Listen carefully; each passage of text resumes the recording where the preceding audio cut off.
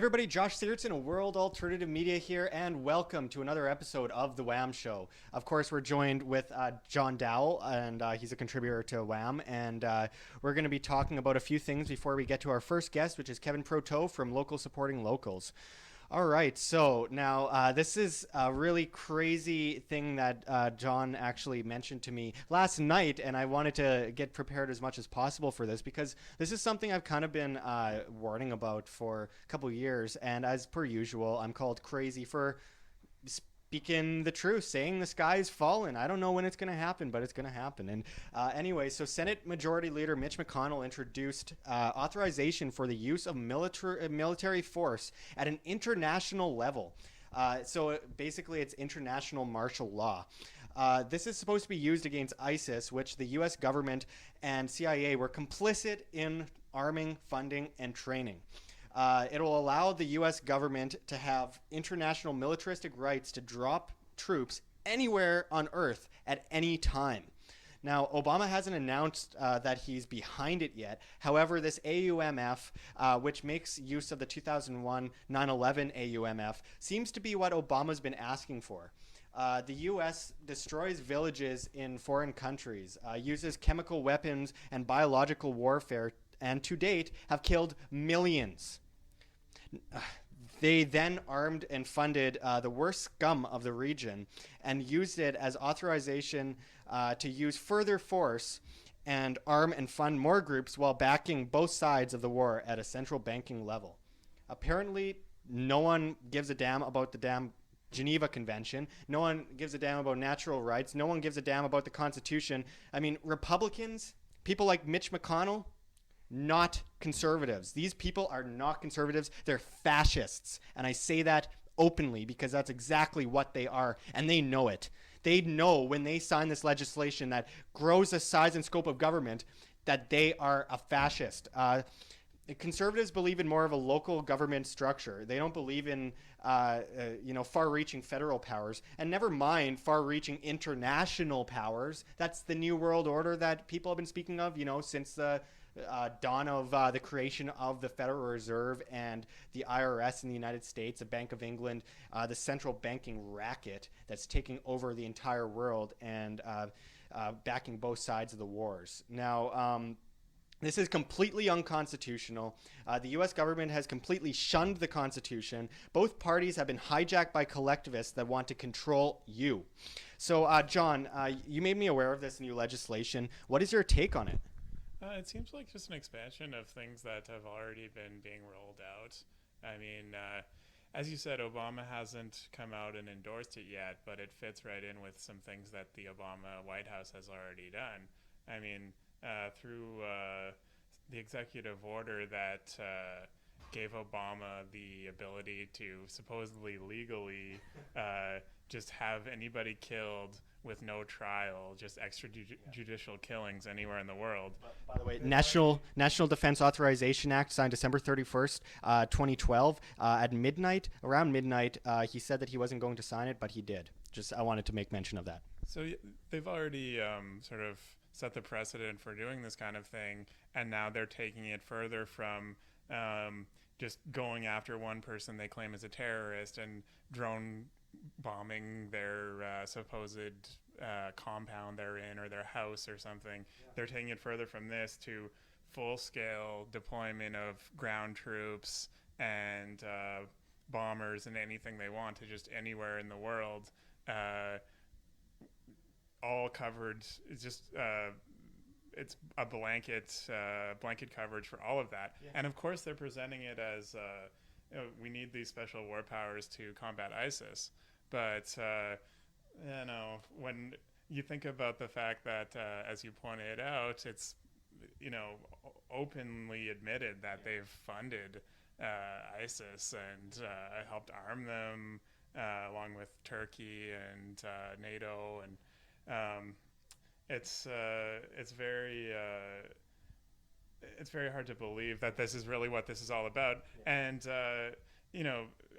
you don't have to take my word for it. I mean, a lot of people in the U.S. government are very worried about this too. And Senator Chris Murphy came out and said about a week and a half ago that this was a declaration of international martial law, and he just gave quite a rousing speech about it. It is essentially a declaration of international martial law, a sweeping transfer of military power to the president that will allow him or her to send U.S. troops almost anywhere in the world for almost any reason with absolutely no limitations. Absolutely. Well, and as I mentioned, like, conservatives talk about more of a local government structure, and this is an international rule that allows them to drop bombs, drop troops wherever they want in the world at any time without any kind of declaration, which, of course, you know, the United States government hasn't declared a legal war since World War II. This is completely illegal.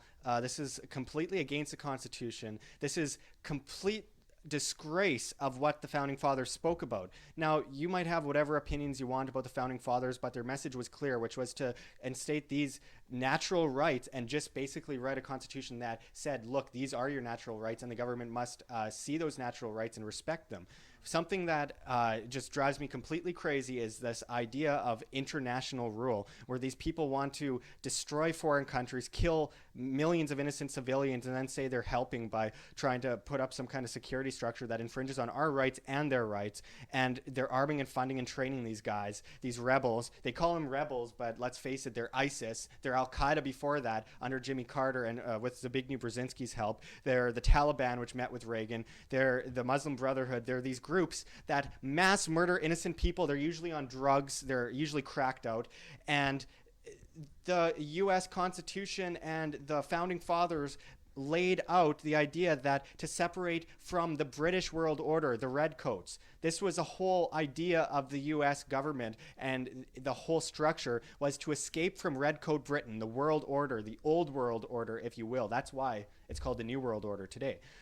And now the United States has become everything that Britain was back then, just short of a monarchy, though some could debate that when Obama goes and goes down on the Queen. Sorry, I shouldn't say that. Anyway, we're coming up with a great show today. We have Kevin Proteau on the show from Local Supporting Locals in Penticton, British Columbia. We're very excited to talk with him about GMOs and other serious issues that affect us. And we're also joined by Todd McDougall of Winnipeg Alternative Media. Of course, many of our viewers know who that is. But John, do you want to sign out basically with a few thoughts on what's going on with the refugee crisis and everything, where, you know, we're bombing these countries and then creating refugees, and of course, as we know, a lot of these refugees aren't actually from places like Syria. They're well-off people from Armenia. What do you think about that? Well, I mean, we were both very against the invasion and destabilization of Libya and all the funding of so-called rebel groups that was being championed in the media back in 2011, 2012, 2013. We were constantly hearing on everywhere from CBC to CNN to Huffington Post, where you name it, about how it would be a really great idea to fund all these rebels against Assad because Assad was supposedly the worst dictator anywhere. Suddenly, only a few years after people like John Kerry had praised him and said that he was pretty great. Yeah. Now, of course, the truth about Assad is that he wasn't the monster that he was presented to be during that time of incredible propaganda around 2011, 2012, 2013. But he was certainly a strongman dictator, and still is. I shouldn't talk about it in the past tense. Yeah, well, he is not a good person, but... Yeah. But a lot of this stuff was made to look worse than it really was to justify funding all these groups. And now they've taken Syria, which was a secular nation where, you know, despite the dictatorship, Sunnis and Shiites and Christians and even Jews were all living in peace together, which is unheard of in that region. Yeah. They've taken that and just turned it into a hellhole through the U.S. Funding ISIS, funding Al-Nusra Front, Al-Qaeda, all these things that have kind of converged into what we're now calling ISIS. Well, it's total deja vu. It's this whole idea of the Hegelian dialectic of problem, reaction, solution. We've seen it so many times before, from Iran in the 1950s. We saw it in 1978 when Osama bin Laden was armed, funded, and trained by the FBI under the guidance of Zbigniew Brzezinski, who, by the way, information czar to Obama. We also have this, like I mentioned, the Taliban meeting in the White House in 1983, the arming and funding and training of the Iraqi Ba'athist Party from 1968, 1983, through the 1990s. All of these problems that we see in society are synthetic. They keep getting created by the West, and then the West says we can put the fire out, but then they start another one 5 years later, and the time frame is getting smaller and smaller.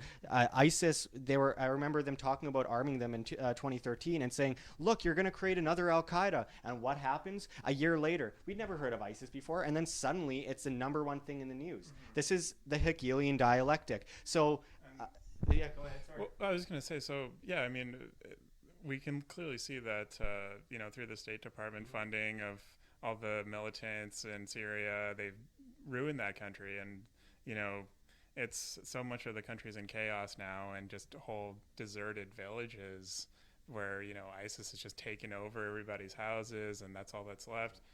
And then at the same time, we're supposed to believe that the leaders of the West, many of whom supported these policies in Syria, that they care so much about, Arab people, and that anyone who questions, their desire to bring in, Arab people by the millions from not mostly Syria, but all over North Africa, Pakistan, Afghanistan, they're bringing in huge amounts of refugees from. So anybody who questions some of the problems that might be associated with bringing in really large groups of people into Europe who don't have any connection to the local culture or history or ways of living or anything. Anyone who raises any concerns about that is considered a terrible person and a racist by mass media. And yet at the same time, these governments like the UK government supported destroying Syria. Yeah. And we're supposed to take their policy seriously when there's clearly another motive behind bringing in mass immigration into Europe, which is to try to kill nationalism in Europe and cement the EU's power. This is to be a crazy conspiracy theorist to think that the EU would have a reason to want to bring in a lot of foreign people during a time when there's nationalist movements in all the European countries that are trying to get out of the EU. Yeah. So this is a reality that is coming here soon, and it is synthetic, and it is something that will be in your backyard soon. I mean, consider the fact that we might just see it as like this faraway country, right, on the other side of the world. But this is slowly coming into the United States, slowly coming into Canada, and we see it happening today. If you think that what's happening in Germany, if you think what's happening in France isn't going to happen here, you're wrong. I'm sorry. We see this kind of stuff happening, and I'm sorry, but someone has to be that Chicken Little and say the sky is falling. Well, and it's there's a lot of evidence as well that some of the people that are showing up as migrants in places like France and Germany are the same people that were fighting to overthrow the Libyan Gaddafi regime, who were then moved to Syria. It's well documented that there were military aircraft moving people out of Libya into Syria. Yeah. That's been confirmed. Yeah. So I think a lot of actual sort of wind-up toy jihadis that have been sponsored by the intelligence agencies and things have now been, partly because Russia is now bombing them in Syria, they're now being brought into Europe. Yeah. I'm convinced of that, and that they're the same, globalist, puppet master, bankster types, I guess, if we're going to use that term, who were behind destabilizing Libya and Syria, want to do the same thing in Europe. Why wouldn't they? Yeah. I mean, well, thank you very much, John Doull. You're always a very interesting person to talk to, and I want to make the point clear that from both sides of this, we're watching these people get mass murdered by the U.S. war machines, the Canadian, British war machines out in the Middle East. These are innocent civilians that are being killed while these horrible people that they claim to be fighting against are being armed and funded. This is a disgrace. We should all be mad about this because these are little kids that are getting killed by the majority, because actually the majority of people in the Middle Eastern region are under the age of 16. This is such a disturbing time to live in, and it's about time that we stand up because this is just happening over and over again and has been for a long time.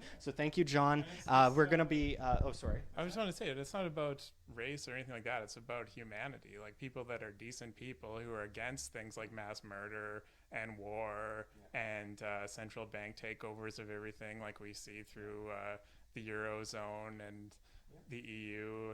I mean, like it's about, we want to stand up for the freedom of people in the Middle Eastern countries that have been treated so terribly by the military-industrial complex sort of war machine. And we also want to stand up for people who, just want to live in live in peace in Europe. Yeah. Let's stop killing people. Hey, that sounds like a great idea. Let's stop mass murdering people. Let's stop the bloodbaths. All right.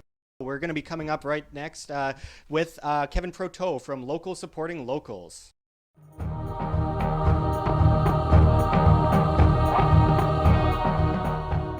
All right, we are back, and we're of course joined with Todd McDougall of Winnipeg Alternative Media, and this is really interesting. I've been wanting to talk with Kevin Proteau for a while. We've got Kevin Proteau on live over Skype from Penticton, British Columbia, and he's with Local Supporting Locals, and I've always found his work quite interesting. I've been seeing it come up for a couple years on my Facebook feed and through YouTube, and I've always thought that he just seemed like the kind of guy that I'd like to get a few words from on some of these really important issues that we at WAM talk about. And now, Kevin, thank you for joining us on the WAM show.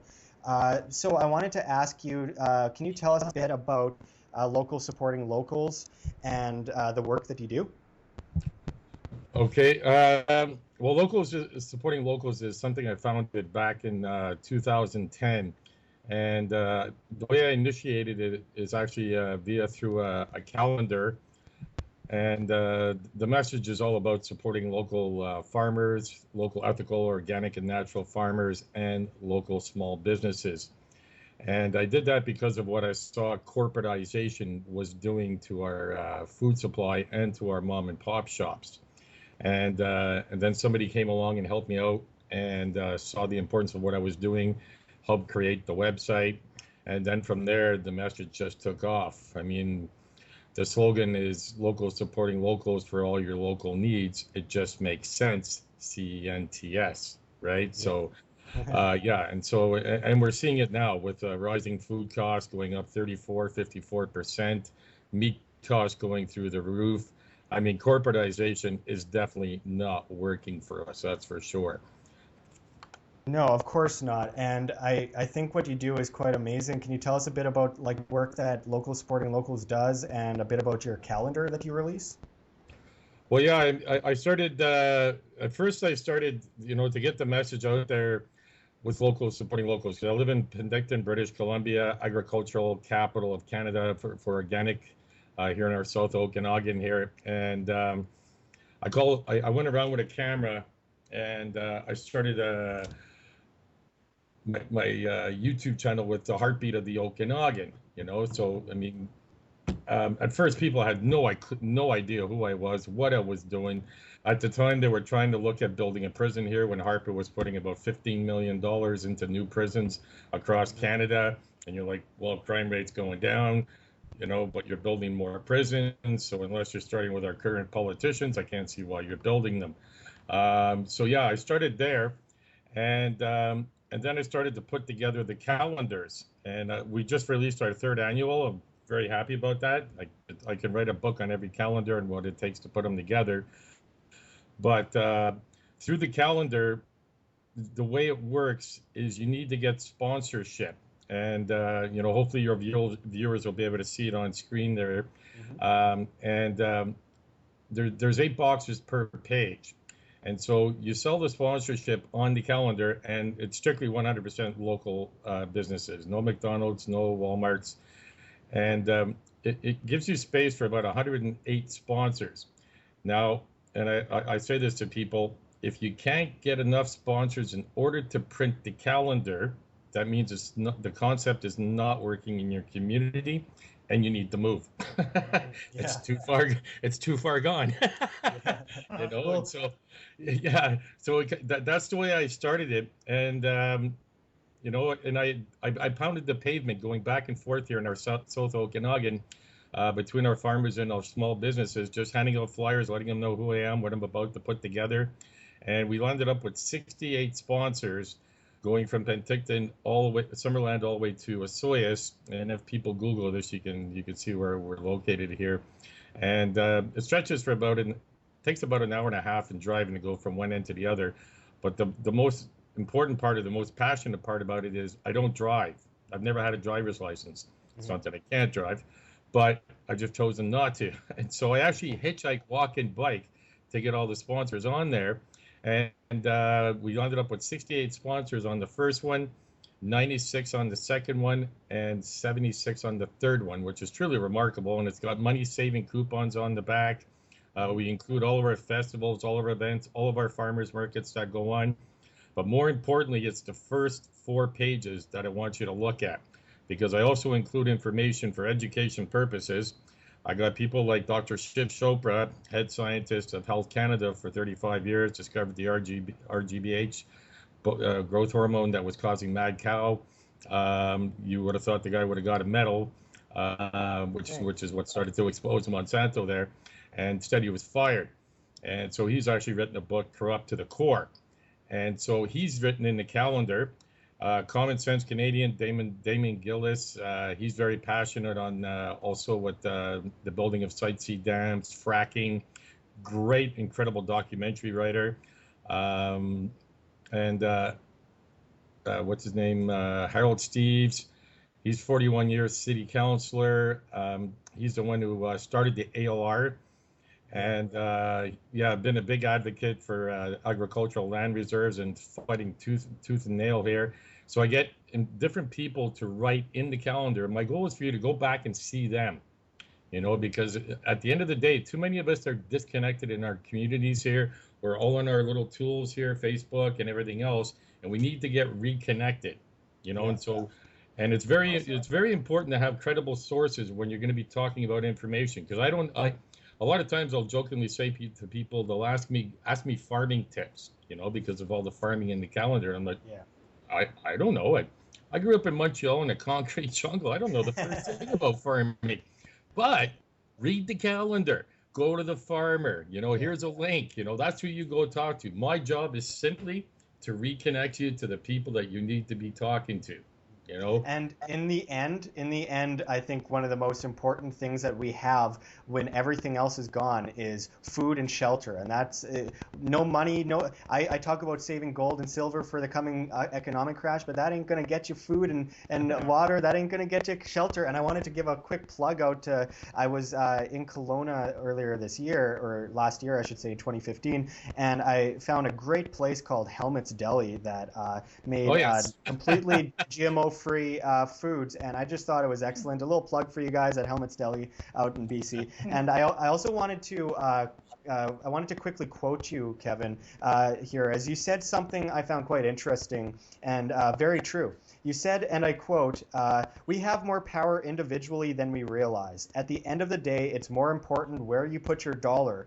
We can cripple some of these mega corporations overnight if we just change our habits." And I think that's so true, because a lot of people propose a lot of ideas for Monsanto and companies like Monsanto, like, we need complete government control in order to shut them down. And in the end, the most important thing that we need to focus on is not buying their products, not supporting them with our dollar, because that's how economies work. You buy Kellogg's, you buy, General Mills, you buy any of these companies' foods that buy product off of Monsanto, you buy Roundup, you're supporting the company. It's a vote. It's technically a form of democracy where you pay this company money, and that is technically a vote. Now, uneducated demand and government monopoly have created a monster in the agricultural community, and Monsanto basically reigns today.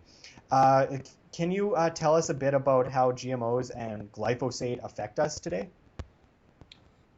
Well, you know, I mean, and a question like that's somebody that I would get, you know, Dr. Shiv Chopra, Dr. Thierry Vrain, somebody that, like, because I'm not a scientist, so I mean, I know, Yeah. but I would prefer if somebody else did that. But, you know, just to let you know the battle that we have here in the Okanagan, it's right here in Summerland, okay, which is in between where you were in Kelowna and Penticton here. That's where they came out with the non-browning apple.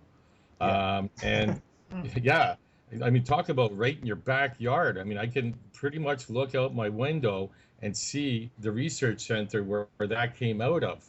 And the scary part here is, and like you were talking, the mega corporations and everybody trying to go for the jugular, and you can't. It's too big. It's way too big, and hence why I promote the supporting local and you know, let people know, start a local supporting local chapter where you are. Contact us, we'll show you how you do it and put together one of these calendars here.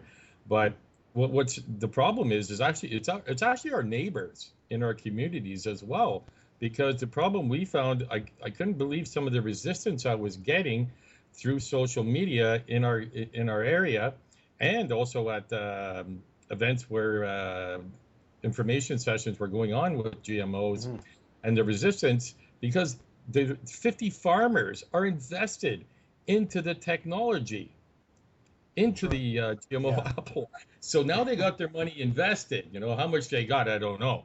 You know, but I mean, they'd sooner, you know, they don't want to know what's bad because they might lose their money.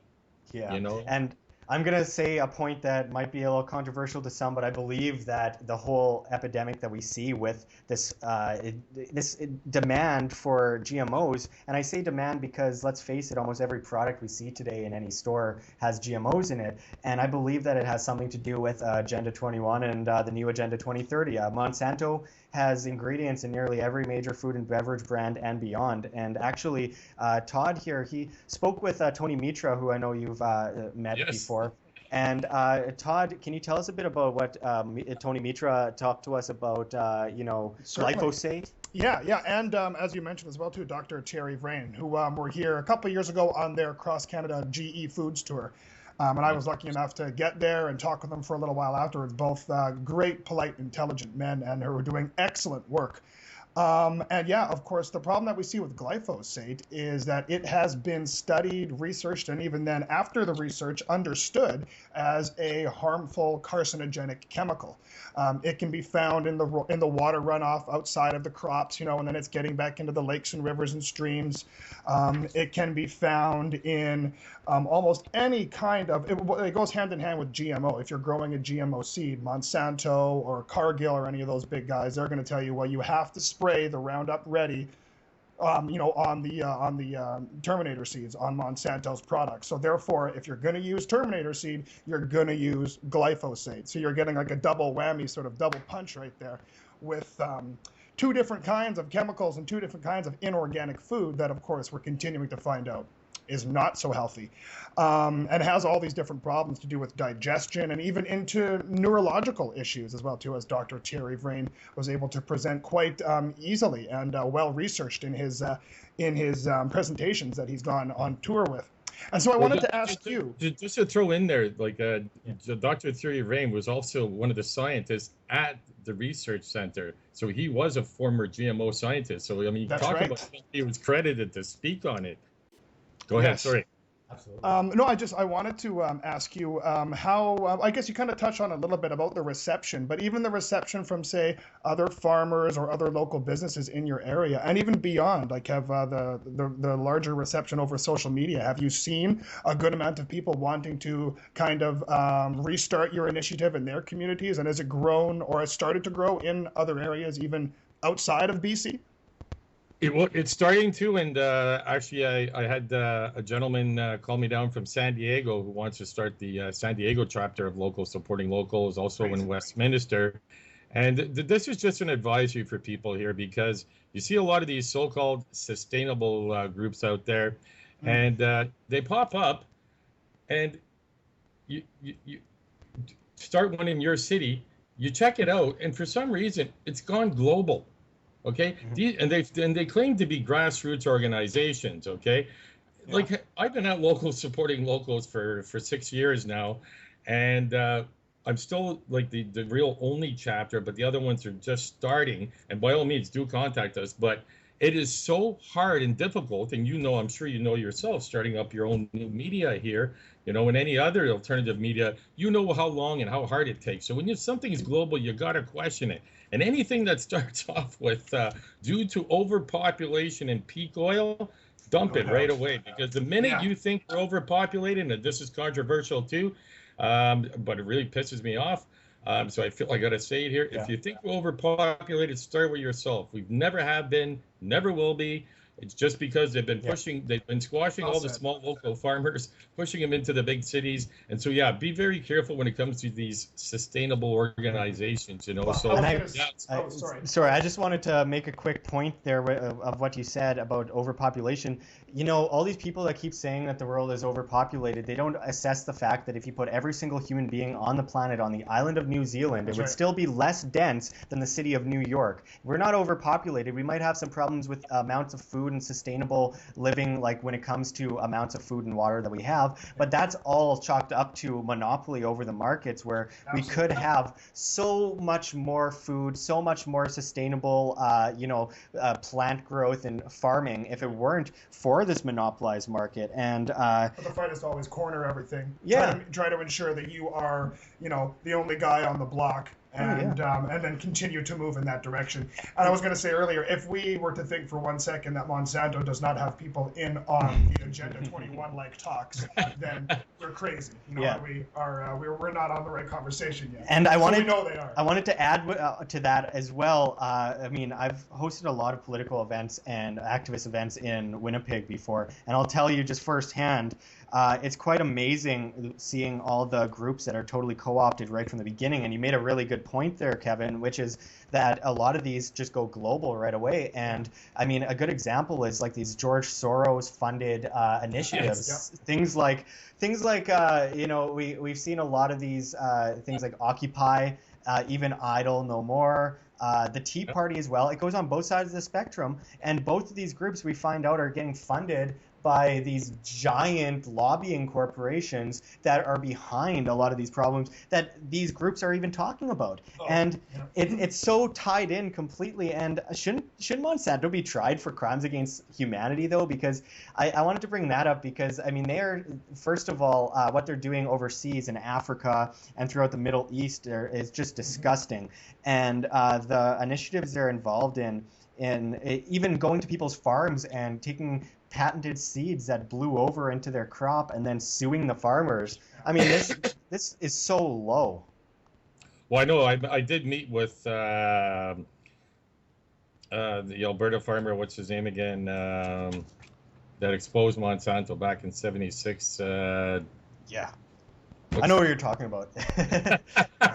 Percy Smizer. There we go. Yes, I know.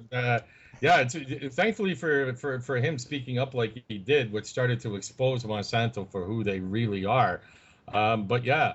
One thing, like I was hosting a talk show radio some time back, and I did have Dr. Shiv Chopra on, and I don't know if you've had him on your show yet, but you should bring him on.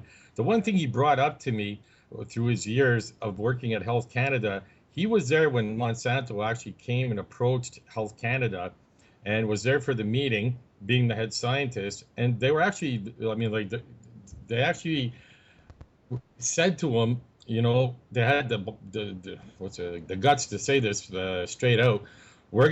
This is our goal here. We're gonna own all the plants, all the seeds, everything around the world. We're gonna do it under 10 different company names, and we're gonna own it all, whether you like it or not. This is what's gonna happen. And he says it a lot more eloquently than I do. It's hard to remember the whole conversation. But when he said that to me, I'm like, how are you still alive? Like, how are you still thinking to be able to tell me this? You know? Yeah. But he's always followed the law.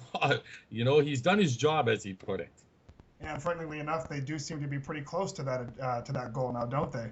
They have made great strides to get closer and closer with every passing year. Well, and the alarming thing here too is because I got a number of friends in the natural health industry here, the amount of natural health practitioners that are so-called committing suicide here. Yes, it's become an epidemic. Yes, I know, eh? It seems like a lot of people who seem to know too much about certain things or may have a cure for AIDS or... That's right, cancer. Yeah, well, yeah, that's another show altogether. Oh, very much so, It's just as big an industry as food, apparently. Yes, yeah. You know, for some reason they just seem to have these accidents, planes. You know, I mean, they're very clumsy people. I got to tell you. I know. We get our yearly disease outbreaks. I think last year was Ebola. That's right. This year we've got it's gone from like SARS to the swine flu to bird flu to Ebola, and this year will be like hyper Ebola. Well, this year it's some kind of a mosquito virus from Brazil or something. Oh, shouldn't it be from Bill Gates' GMO mosquitoes though? Yeah, Zika. It just came out today. I was just blown away. I'm not surprised. Because apparently there's 30 reported deaths or people that were affected. I'm not sure if it's deaths. I'll say affected for now. But and that's what was being said yesterday. And then today, apparently the coming off of BBC here, the WHO, and I'd like to know who they are too, but the Health Organization. The World Health Organization. But they've now issued a global emergency. So here we go again. It does have to be every calendar year, Yeah, that's it. Every year. And of course, we all know that the untested rushed vaccine is about to hit the market as well too. I'm sure they got that ready to go because you need to be able to market something in every disaster. Well, here's the funny part here. I think somebody screwed up here on how to handle this, and that's the thing. Like, a lot of times they speak before they think. Here is they said there's no cure or vaccine out there. They don't think for a couple of years. Interesting. Yeah, interesting. And then 2 days later, there we go. What do you know? You know, like somebody's coming with the vaccine. How does that happen? You know, like the one hand and the other hand are talking to each other here. Yeah, you know? they're showing their hand, and it's only us that know how to watch closely enough that can actually point out to how they've done so. Most people aren't watching it at all. Yeah, I wanted to ask you about food. Actually, I also wanted to touch on it briefly, just something that Josh had said about the dangers of social media and George Soros-funded type movements, that you think that they're towards the betterment of a situation, and clearly it's the Hegelian dialectic, and what's actually going to happen is a problem, reaction, solution. So just a warning call to all of you, all of us keyboard warriors and such out there, that we can get quickly swept up into an anti-movement, pro-movement, really quickly, and social media seems to be more and more used for that. We all really need to be aware. That's why I avoid the unions. That's why I avoid them. Yeah, no doubt. Well said. Well, I did want to ask about... Well, here's one message that I put out with locals, supporting locals, because I see this too. And I mean, at the end of the day,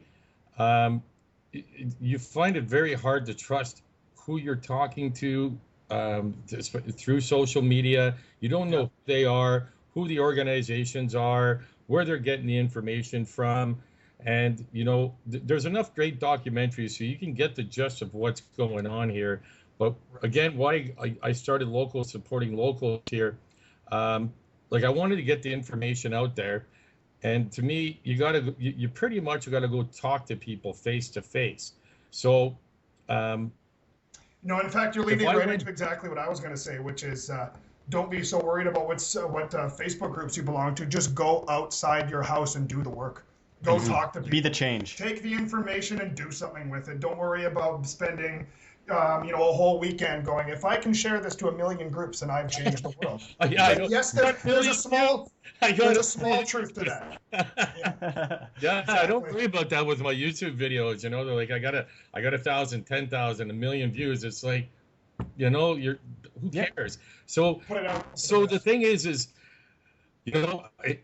I wanted to go talk to everybody, and you realize at the beginning, like, and thank you to Sean Buckley and other speakers I've seen come through here, the Shiv Chopra, Thierry Rain, and I've learned a lot through watching these professional or speakers, I guess you could say. And so I wanted to go, I used the calendar as a tool because if I went door to door to talk to you about GMOs, smart meters, because that information's in there as well. And I told you about GMOs and smart meters. By the time I got to the end of the block, somebody would call the cops on me, right? So I put together this very beautiful, very informative calendar. You even when you look at the front and you look, and if you look through it quickly, you won't catch it, And so that's why, like, I go door to door to sell these calendars too, and I open them up and I explain to you the information that's in there. I even put suggested documentaries, websites to go to, so I put this there, I put it together that way, so now I can go knock on your door. Hey, hi, it's a Festivals in Against calendar, Real Living with Real Food is the theme of it, and I watch, and I'll bring up, we got information on GMOs, and I'll look at their face and I'll see them get all kerfuffled, and I'm like, okay, now I can talk to you. And so through that, and it got me connected with farmers. Through that, I started to create the network of locals supporting locals. And I didn't know anybody when I first got to the Okanagan. Now on my cell phone alone, I got over 600 contacts of people in my community here.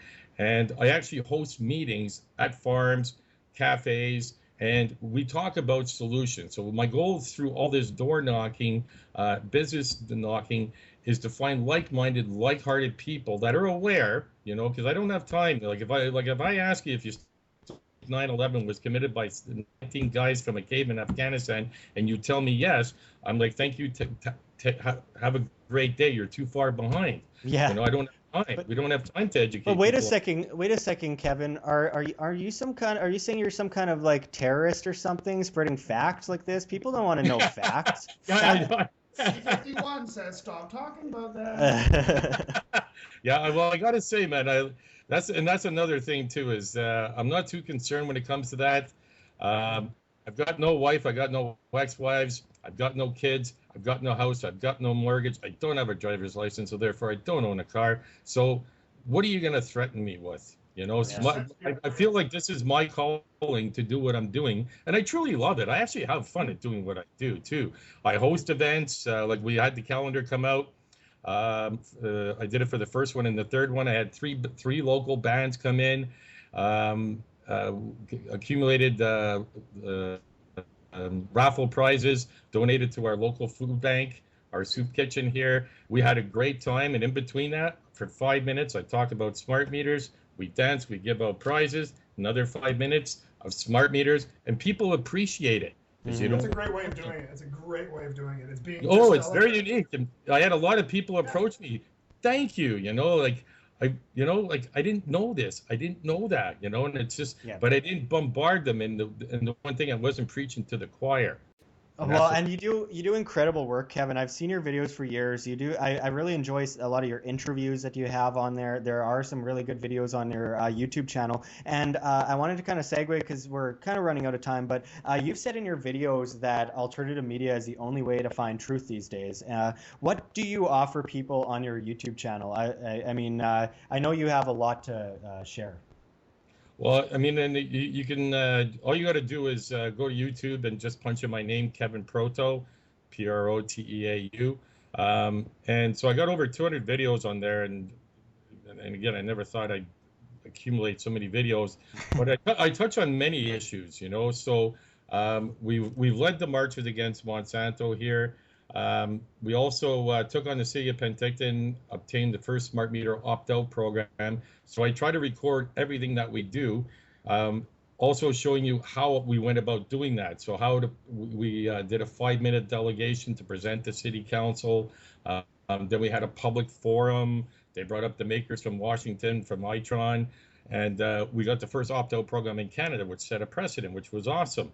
We're fighting for the rights and freedoms, and one thing I've noticed here in our town now, because of not only myself, but I'd like to think I played a big role, I've seen a lot more people coming and actually speaking out holding press conferences on the steps of City Hall. They're attacking our ALR, just like they're attacking ALRs right across Canada now. Anything to do with where you can grow food here. But they had a rally in front of Penticton City Hall, and I filmed that as well. And I go around and I interview people. How do you feel about them developing on Scala Park, and and I'll get the feedback from them. But we had over 600 people, which is truly remarkable. We've never had that in Penticton.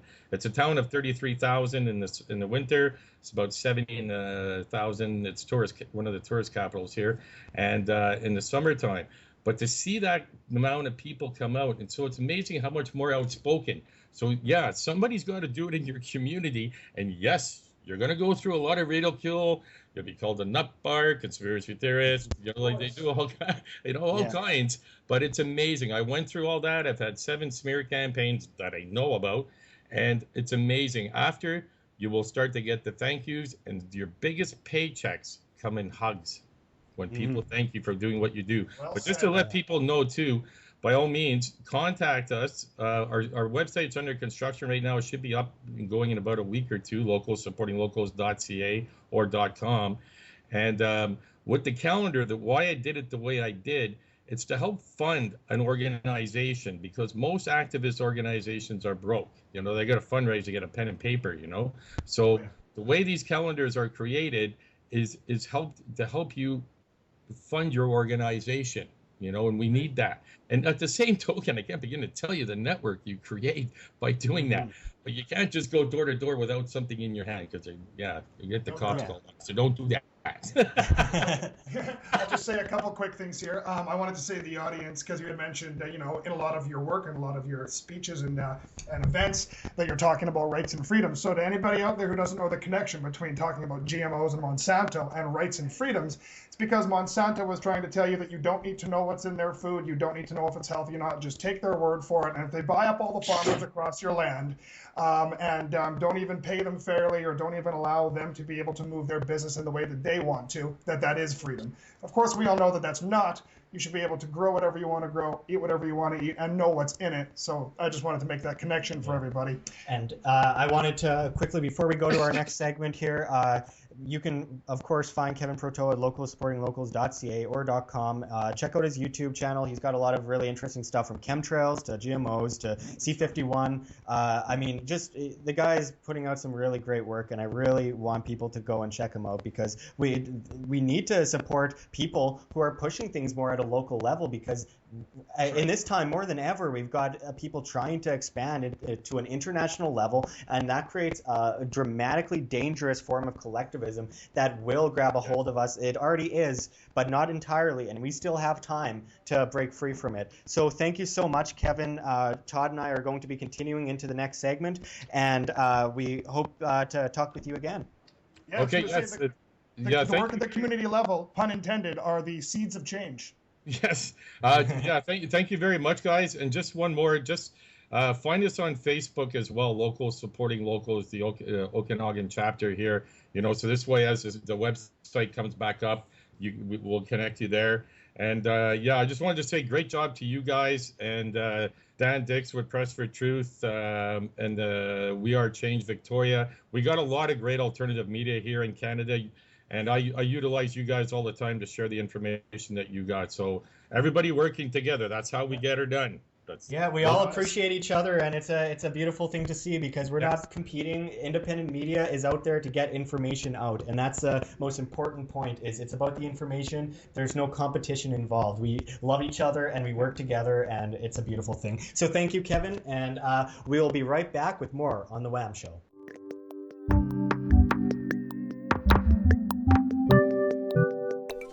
All right, everybody, we are back, and we are, of course, here with the very tall Todd McDougall. You would obviously recognize him from everything we've been doing for many years at WAM, at Winnipeg Alternative Media, and now at World Alternative Media.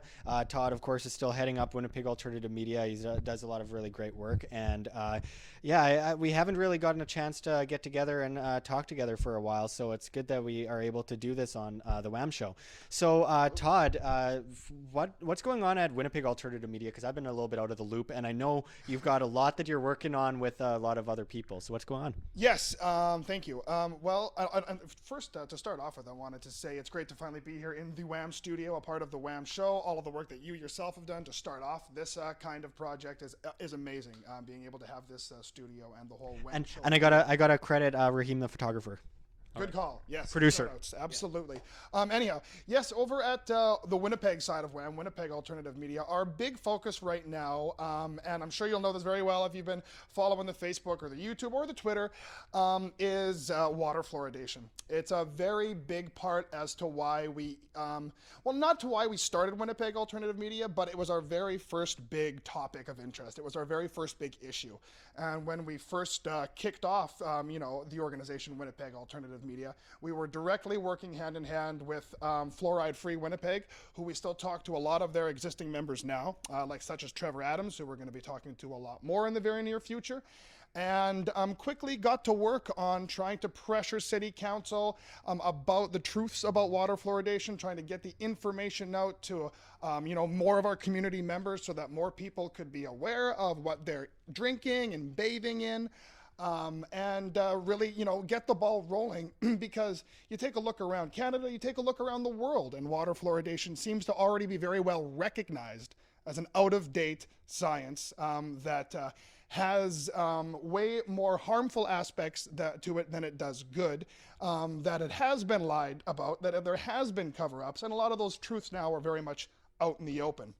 We're trying to, and because of that, there are, of course, cities, provinces, states, even some whole countries that, of course, have gotten rid of the toxic waste known as hydrofluorosilicic acid from their water supply. And we need to bring that information to Winnipeg, and we need to get rolling on that platform. Yeah, and it's basic science, folks. I mean, this is stuff that the Harvard University has come out with incredible studies involving water fluoridation. It's been proven it's toxic. It's toxic waste by definition. Hydrofluorosilicic acid is industrial fluoride. It's not medical grade fluoride, which isn't very good either, but it's industrial fluoride, and it comes from smelters. It's a byproduct of aluminum and phosphate mining. And of course, at Winnipeg Alternative Media back in August, I spoke with Peter Chataway, who basically got fluoride out of the water out in Kelowna with the help of a few others, and did really incredible work on that front. Yeah. Now, I might regret this. I asked for some questions from the audience. I thank you for sending us questions. Obviously, I'm always happy to have something to talk about, and I want, the whole idea is citizen journalism, right? And we want to bring what you, the people, want talked about to the forefront. What's on your mind? Yeah, and of course, sometimes we get really good questions. Sometimes we get some little, shifty questions. But you gotta have the silly questions in there. It's par for the course. Of course, yeah. And okay, well, first of all, I put the question out last night. This show was thrown together very quickly. Actually, I kind of planned the whole thing yesterday. So, good job. Oh yeah, thank you. So anyway, we got a question from Scott Rockefeller, which I assure you probably isn't related to David Rockefeller, but who knows these days. From an actual Rockefeller, that would be wonderful. So we welcome that with open arms. Oh, I definitely. Hey, David, if you want to come by the WAM studio sometime, come on by. Yeah, okay. So Scott Rockefeller asks, what should Europe do about the current invasion? Okay. Okay. Now, here's something that we kind of briefly talked about. Is invasion a strong word? Or? It's more of a synthetic invasion. The thing is, now, John Doull, of course, and I talked about it a bit at the beginning of the show. And, of course, as both John and I know, it's more about the fact that they are going over to these countries, massacring innocent people, and then arming and funding the people that are pissed off, if even those people. And these people are often drugged up and insane, and they go out and chop people's heads off, and it's disgusting. And of course there is a push, and it is a part of the whole depopulation agenda, which is out in the open, that they want to try and destroy culture, they want to destroy society. It's a Trojan horse per se. And one thing I've wanted to make clear that myself, John Doull believe in, which we forgot to mention at the beginning of the show, which we really should mention now, is that there are mass rapes happening in the streets of Germany, and police in Germany are being told not to say who who is doing these rapes and who is doing these murders. The same thing in France. And I think that's disgusting because we're talking about ending racism and ending collectivism and talking about all these kinds of things, but then we are then told that we can't say a spade is a spade and a diamond is a diamond. Yeah. I mean, the fact is, the amount of rapes in Germany are going up. They're skyrocketing. People are shooting guns off in the streets, and Germany is just going, oh, well, let's just let everybody in. Well, okay, it's not about really letting people in, because myself as an anarcho-capitalist, I believe that people are able to bring their bodies where they so choose. You have a right to this land, but if it's somebody else's land and they're paying for it and it's their property, then that's a whole other subject. Todd, I was going to say too, and just regular, the displacement of populations is something that's been used as sort of a military or a militaristic method for centuries. It's nothing new, and of course, it's your basic problem reaction solution. If you know well enough here in in truth media or being a truther, that the CIA, the Western governments have funded a lot of what we know as ISIS, Al-Qaeda, all these things. Exactly. Then to watch them start to be pushed out into surrounding areas and even across oceans and seas, of course, really, you have no choice but to start to take a look at the set of options. That is, well, what are those people that are already so violent and so hate-filled and so angry going to do in those other places? And if you understand the Hegelian dialectic, and if you understand what's already happened in the Middle East for the past 10, 20, even probably more, 30, 40, we could really go far back into history, then really you can't come to many other conclusions other than it's being done as an agenda, it's being done on purpose, and it is a problem reaction solution type militaristic endeavor. And it's hard not to be worried about heartless mercenaries that are armed and funded and trained by the U.S. government coming here to Canada, coming to the United States, going into Britain, which is happening right now. And if you think it's not going to happen to you, just wait 20 years and tell me that you are better off with this whole situation. This is completely synthetic, and this has nothing to do with the Islam per se. There are the very extreme Islamic people that follow the Quran by every word and every idea, which is a problem, I do believe, because it totally leaves morals to the side and says, okay, well, we're allowed to marry a child. Of other religions yeah, as well too. There's some really messed up stuff involved there, but I also know that like half of the people that subscribe to World Alternative Media are Muslim, and they agree with me. I get so many incredible people. In the world, right? Well, of course, yeah, and I get so many incredible people that are Muslims that come to WAM and say, I totally agree with you, but my whole family thinks I'm a terrible person if I talk about this, or my friends say, or blah, blah, blah, blah, blah, or even because I'm a Muslim, they say I'm racist against myself, and it's like, no, we gotta allow freedom of speech here. This is what people like Lauren Southern are talking about when it comes to PC culture. We're stopped from being able to say the truth, the reality, because the reality makes us unpopular, and that's just not the way to go. Then something bad happens, and we all struggle to find the right conversations and the right ways to actually move forward and heal from a disaster.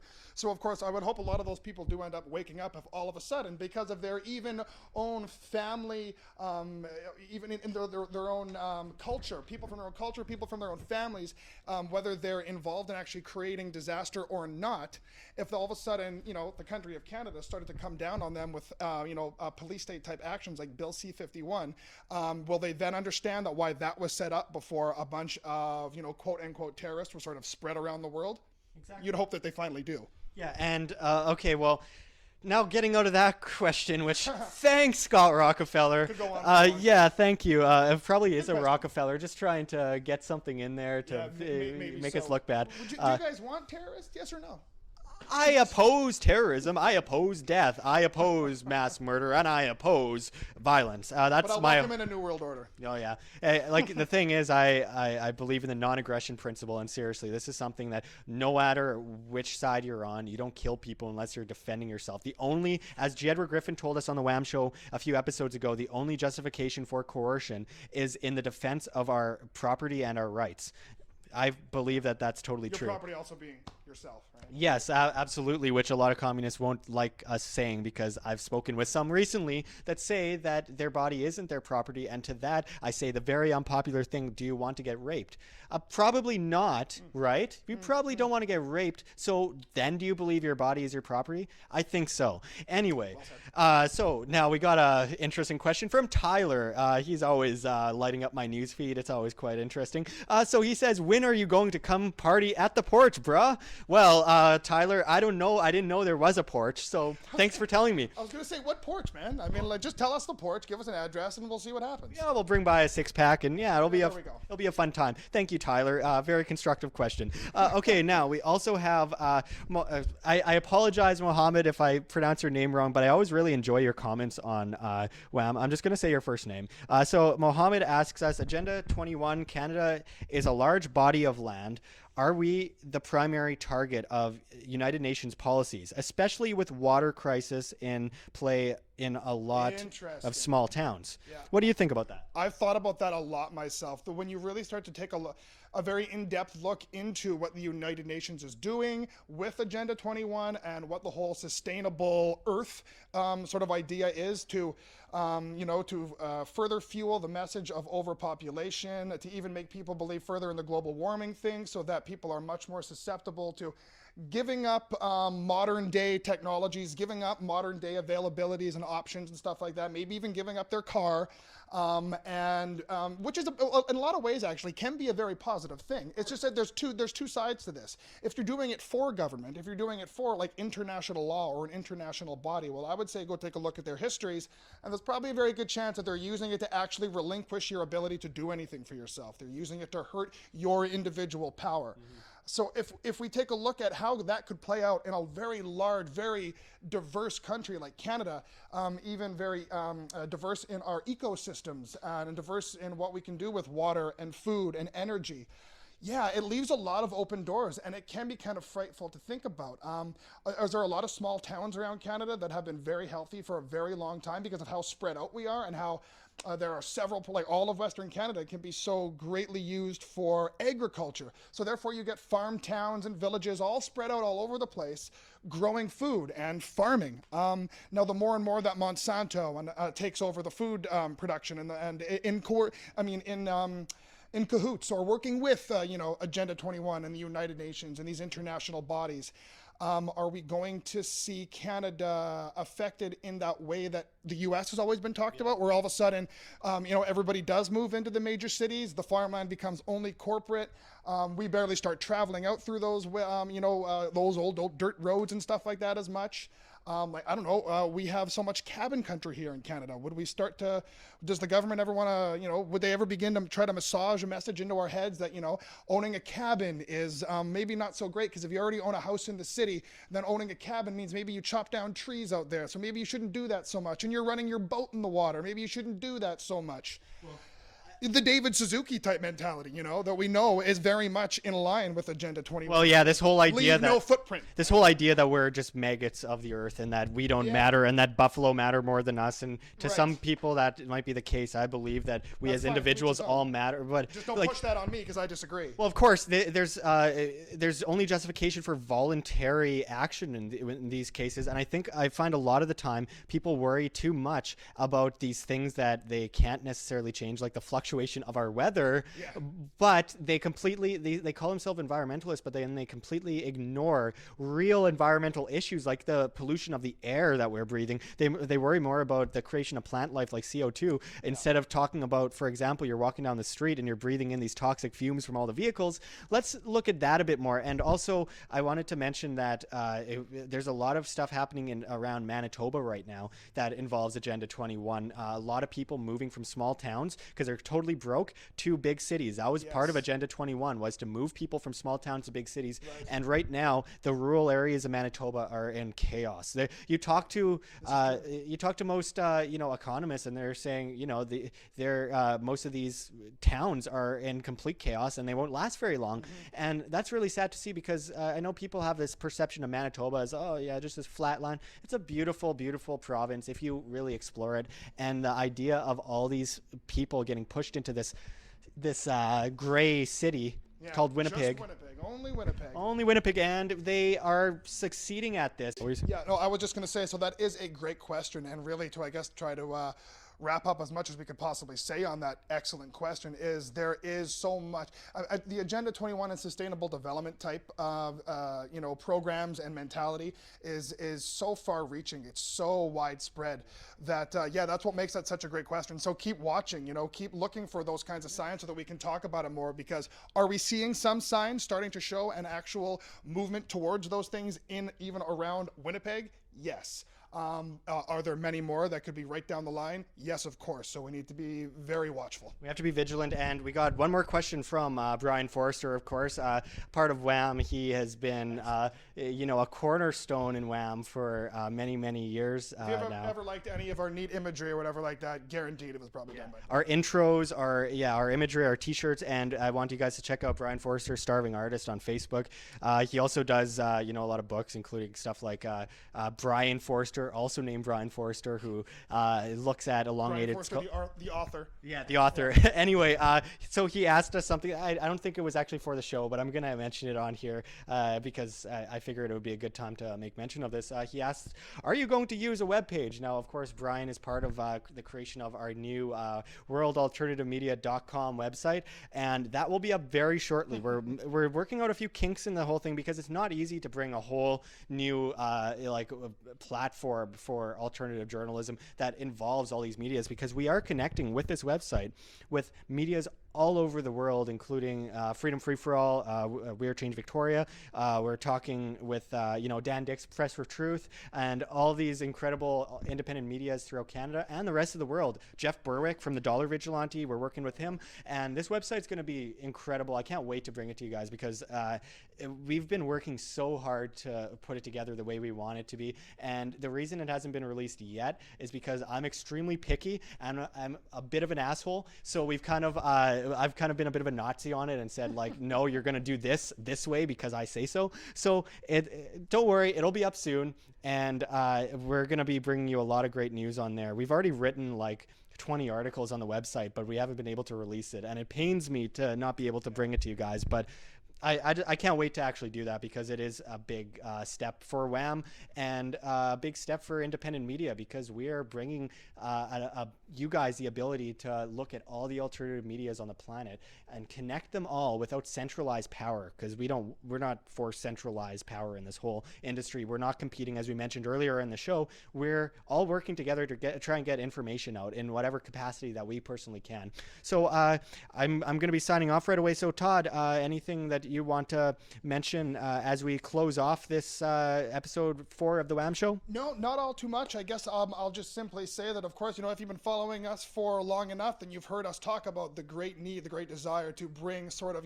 the family of truth media that much closer together so that we can actually stand up against the corporate media and be able to be far more reaching, far more accurate and hard-hitting within our work. And we're just getting that many more steps closer. So great thanks to everybody here that is a part of the World Alternative Media crew. The website, the studio, everything is only just building more and coming more and more together. Of course, Winnipeg Alternative Media will be very much all branched into all of that. There's a lot more to come from every avenue here. So stay tuned. Yeah, absolutely. And I always pose this question at the end of each show. I try to anyway. Do you want to be free or do you want to be slaves? I'm going to guess that you guys want to be free. I think that's an intrinsic value that every human holds dear to them from the second they're born till the second they die. And they want freedom, and I want freedom, and I want you to have freedom. So anyway, Todd McDougall, Josh Sigurdson, signing out from World Alternative Media. Find the truth. Be the change. Prairie Truth.